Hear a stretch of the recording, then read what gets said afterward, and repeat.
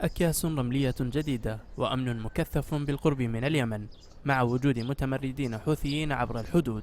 The building down here, that's the Yemeni border guard, that one. Yemeni border guard, yeah. And that's also the small boss also belong to the Yemeni border guard. حرس الحدود السعودي أطلعنا على استعداداته للحرب التي يأمل بأنها لن تحدث، لكن الحرس أمروا بالاستعداد لأي تطور. We remind them that's our country. يذكرهم بأن هذه هي بلدهم ويجب الدفاع عنها بأرواحنا، وهم سعيدون للقيام بذلك. Happy to defend themselves with their life. Just over there, تقع نقطة تمركز لحرس الحدود اليمني هناك، وقبل عدة أشهر لم يكن يتعين ارتداء سترات وخوذات واقية، لكن الوضع تغير كثيرا الآن ليصبح خطرا. دبابات الجيش أحضرت هنا لتزويدها.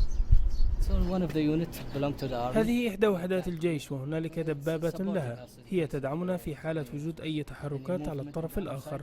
إذن فهذا قريب من الجبهة الأمامية، أقل من كيلومتر عن الحدود. نعم.